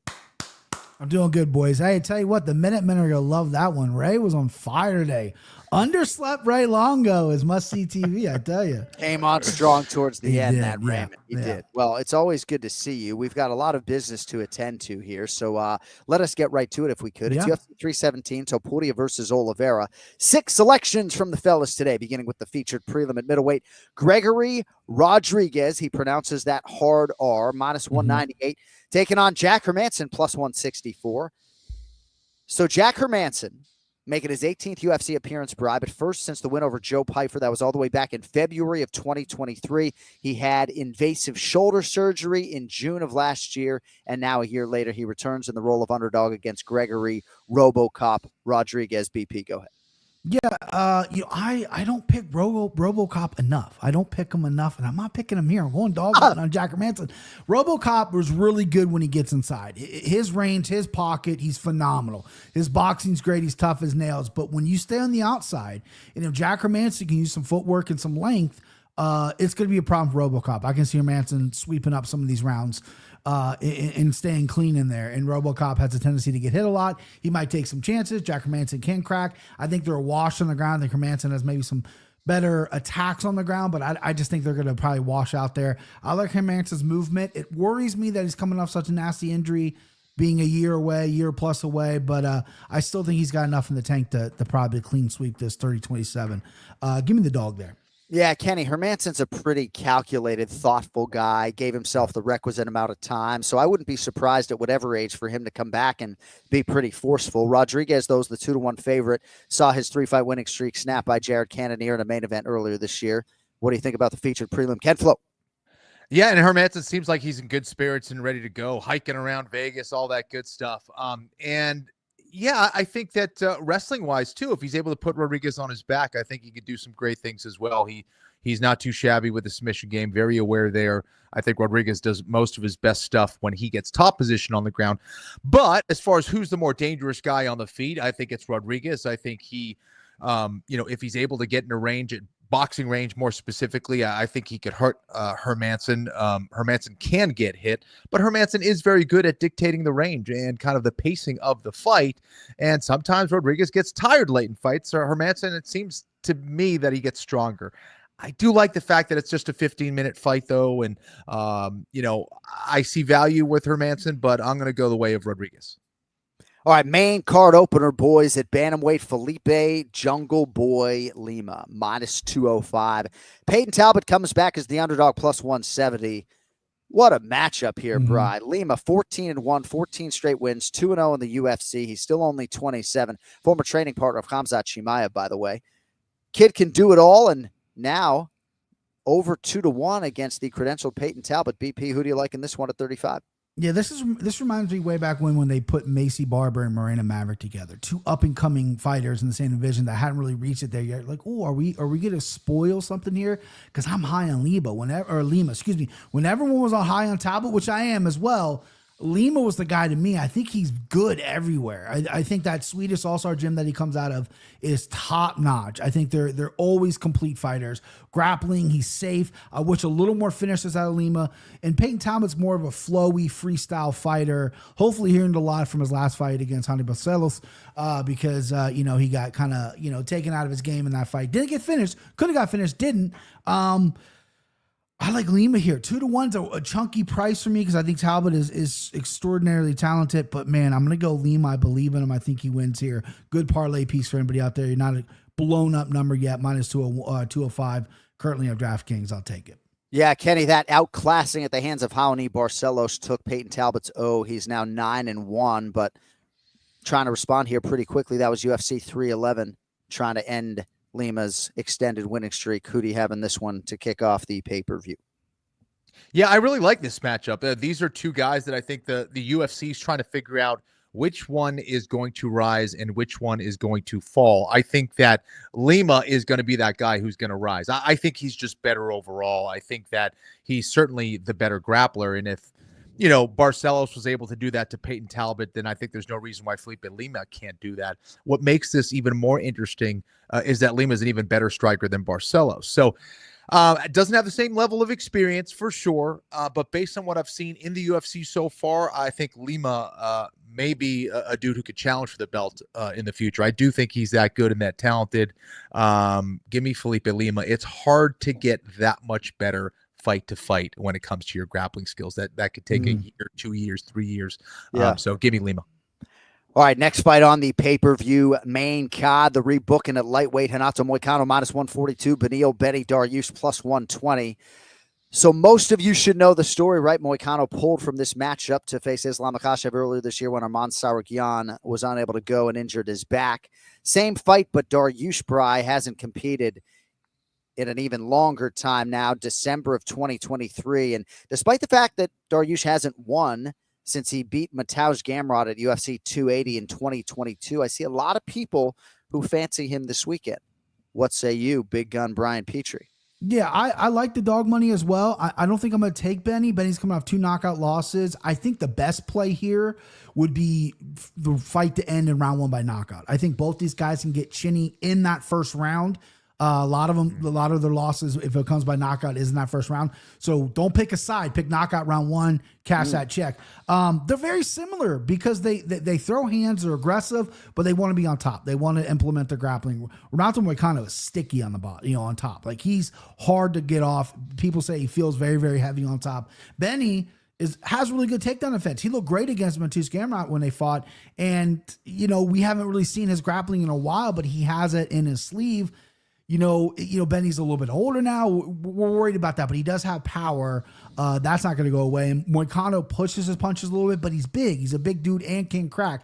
Technique-wise on the feet, I think it could be more improved, but on the ground, I think he's nasty. I'm really curious if it hits the ground, who is better. That's where I want to see this. I don't know if it's going to get there, but I want to see it. But, he can't afford to lose. So I'm going money Moicano. Yeah. I like the number, but I agree with you. I think people playing Benny at plus money is a smart play.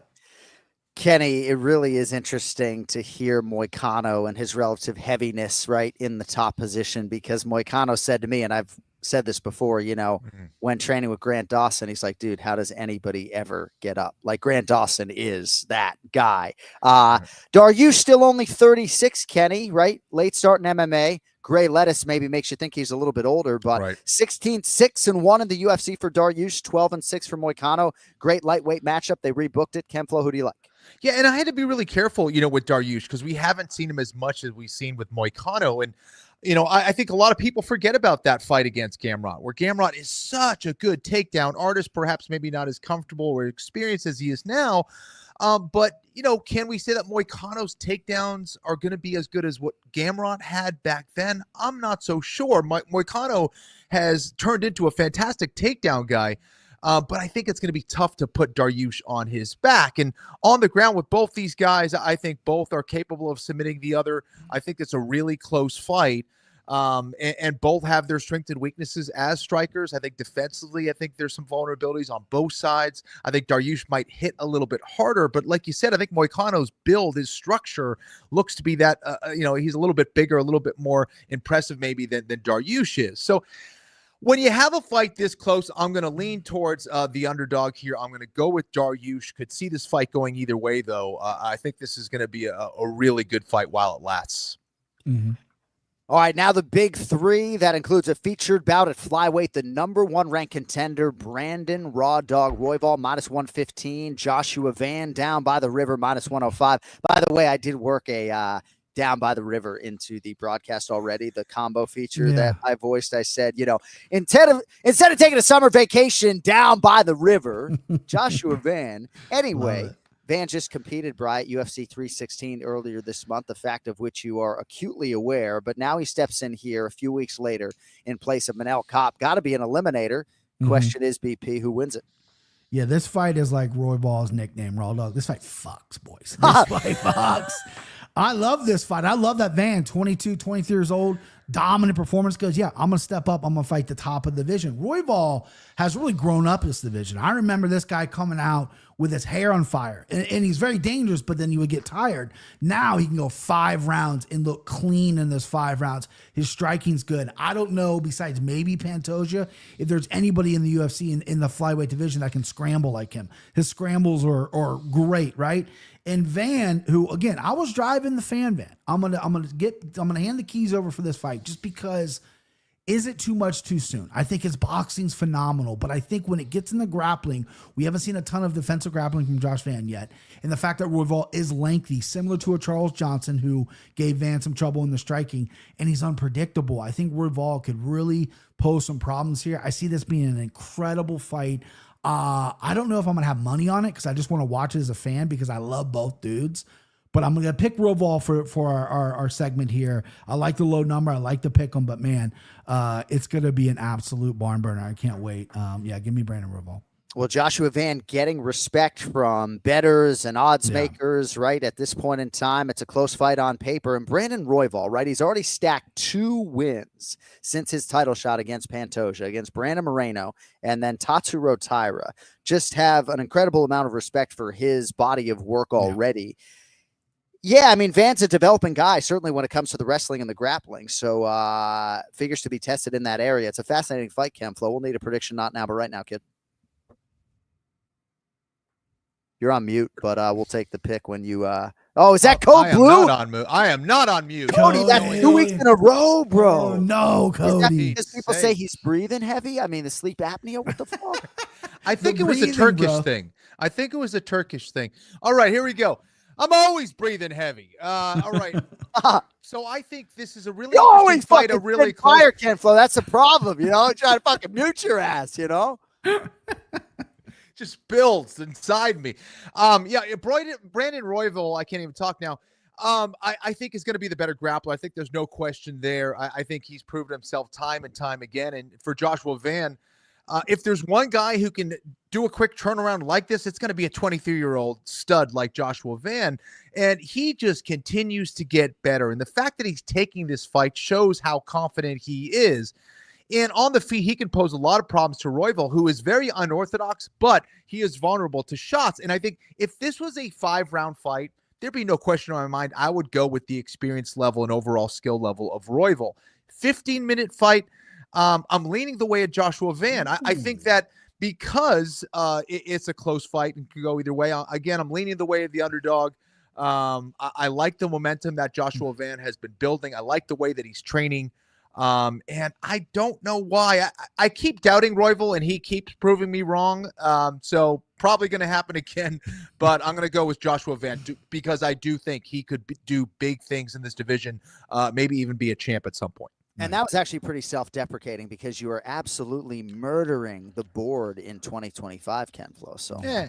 Oh, you are. All right. Thank you. We're going to have Ken Flo lead the dance on the title fights here. We begin with the co-main event for the undisputed UFC Flyweight Championship. Alexandre Pantoja, minus 258. Kai Kara-France is plus 210. Kenny, already the 4th title defense for the cannibal Alexandre Pantoja. The question is, will it be another successful one or not? You know, Kai Kara-France has some crazy power. I think his speed, his ability to put together very sharp combinations gives him the ability to beat or certainly knock out anybody in this division. I think it's all going to come down to, has he done his homework with his takedown defense and his grappling defense? Pantoja has a knack for taking people's back. The way that he does it and how he introduces his striking to get into that range and stay so aggressive throughout. And the fact that he's done wonders with his conditioning to be able to sustain that level of pressure for 25 minutes makes him a very difficult guy to beat. And as far as vulnerabilities on the feet, like if you get a guy who's a really good striker who sometimes gets hit, you know, I'm going to give a guy like Kai Kara-France that chance and maybe even the advantage. But Pantoja, he is a grappler of the highest quality and doesn't really put himself in that position too often to get hit. And so many times because of that pressure and that threat of the takedown, it tends to slow people up and make them hesitant, similar to what O'Malley did against Merab. And you know, Pantoja's even more of a submission threat than Merab is. Maybe doesn't have that, you know, machine gun-like takedown ability like Merab, but it's pretty damn close with his pressure, guys. Make no mistake about it. So I like Pantoja here. I just have a hard time right now with that division of believing that anybody has solved the puzzle of Alexandre Pantoja. Kai Kara-France was felled by a body shot when he fought Brandon Moreno for the interim flyweight championship in 2022. Second title shot this weekend.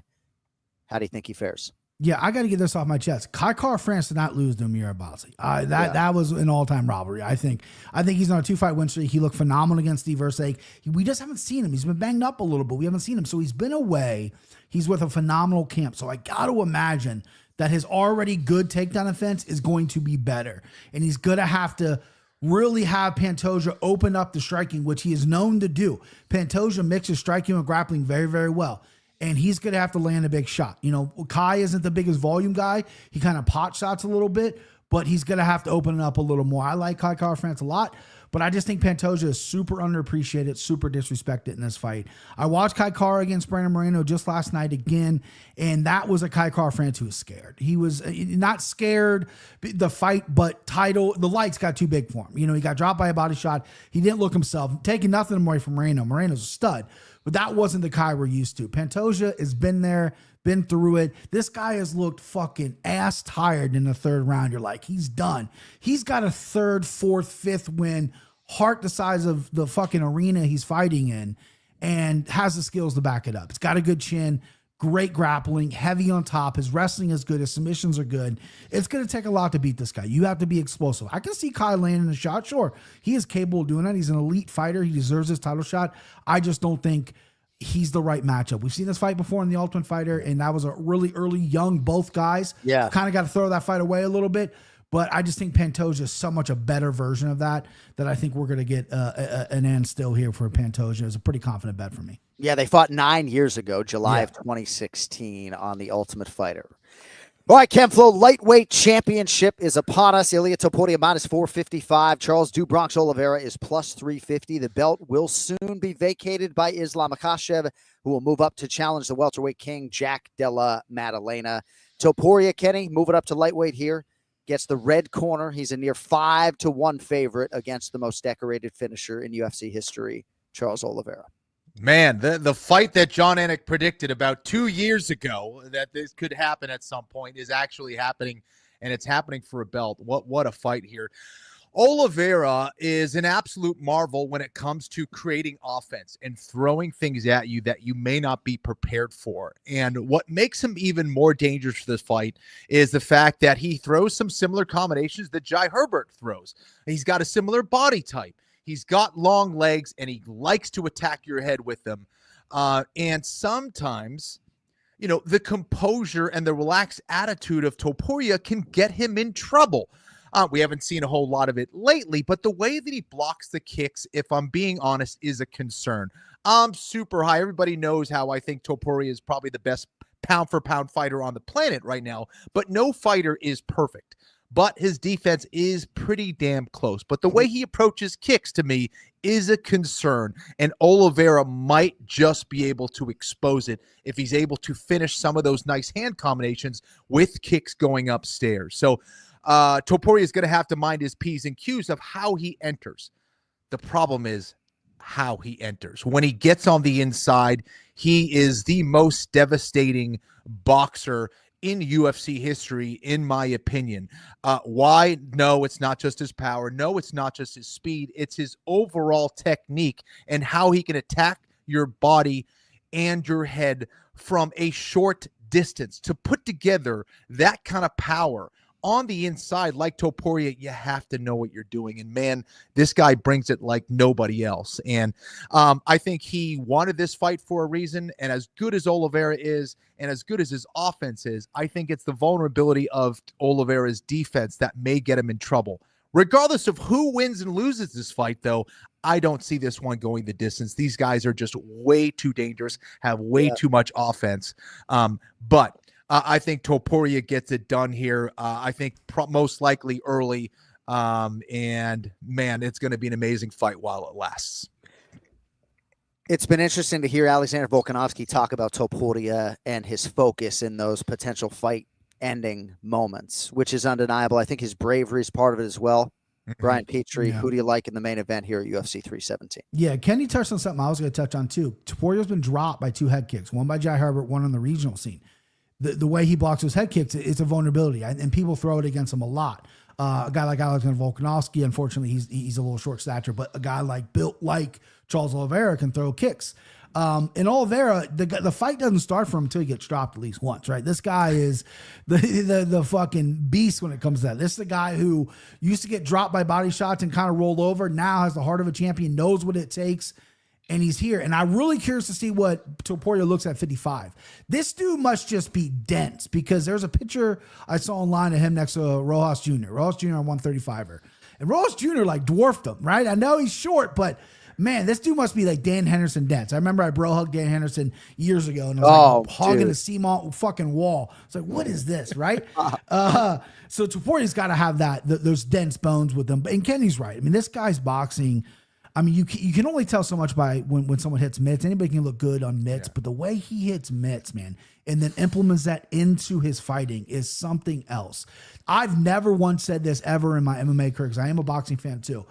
If there's any MMA champion that's ever going to cross over to fight a real boxer, it's Topuria, without a doubt. The composure that he has as well, the high moment, like he's listening to his brother. Oh yeah, knock out Max this round. Okay, you know what I mean? Like the corner work, like he's just confident. And he puts in the work, and he's just so skillful. It's super impressive to watch. Not to mention he's incredibly strong. I rewatched the Bryce Mitchell fight. I was there live, rewatched it. He tossed Bryce around. I know Bryce was sick, but still, this dude is just strong, physical, good submissions on top of elite striking. I don't want to disrespect the Bronx, because I love Charles Oliveira. He's one of my favorite all-time fighters. The guy is a legend, Hall of Famer. But I'm going to Topuria here. I just don't see anybody beating him right now. Hopefully we'll get an Islam matchup in the future, because that's going to be insane. But yeah, give me Topuria. And if you want to go straight positivity on a 5'6" guy who has visions of becoming the welterweight champion next, Crazy. right? Yeah. How about the fact that he's not going to be cutting to 145 and how that could potentially propel him? For Charles Oliveira, every single fight before the fight is hugely taxing for him. All right. Our final act, Place Your Bets, brought to you by JonAnik.com and KennyFlorian.com. Go there now and get 15% off your Anik and Florian podcast or One More Sleep merchandise order with promo code One More Sleep. All right. Brian Petrie had a productive week. Yes. You hit your Sadykhov Blades parlay at minus got lucky on that Blades one, babe. Take it, though. 500 page at 320.51. You also had Naz by KO. Yeah. That was plus 110, 250 paid you 275. You did give 250 back on Grad, but plus 345.51 for the week shaves you nut down to about $12,474. Take it, baby. Ken Flo put his entire $1,000 on Khalil Rountree Jr. at minus 162. A little premature cut by our director, Cody Merrow, there going big gun as I'm still updating the standings. Right. But anyway, so Ken Flo, whole time, a whole band on Rountree, minus 162, and never in doubt. Page is 617.28, so you are plus 38.20 and 8 cents. Your lead, $16,294.53. You have $3,000 to spend. Let's have fun, gentlemen. Brian Petrie can now get that beautiful big screen. Brian, there we go. $3,000, UFC 317. Go ahead. You don't think about the money. You don't think about them. By the way, I get texts like every fight night from friends, from whoever. Hey, I really like Hill. I really like Hill. And I go, Kenny Florian put full beans on Khalil Rountree. Go Rountree. Go Rountree. Like, Kenny's so hot right now. I'm giving Kenny's picks out now. That's how fucking hot he is. I mean, I had Rountree too, but not as confidently. All right.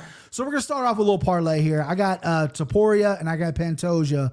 That is going to come out at minus 145. That's going to be for 2 Gs. 2 Gs right there. I think both guys are going to get it done. I'm pretty confident in that.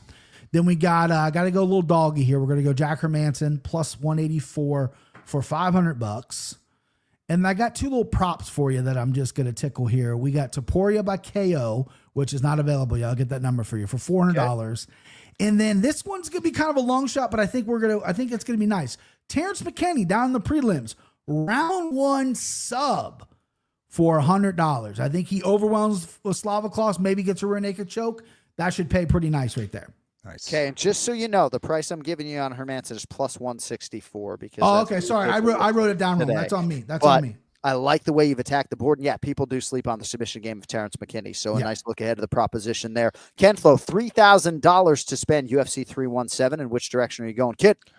Okay, guys, I have a big lead here.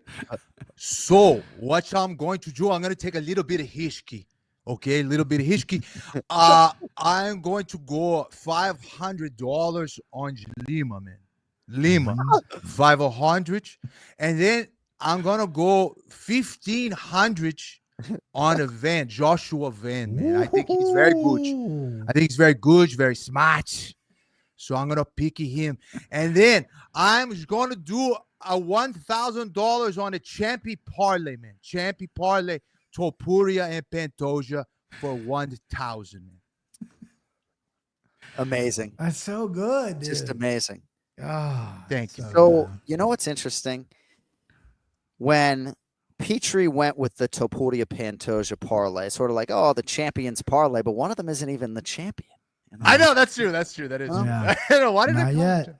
You know, Maybe it's not amazing.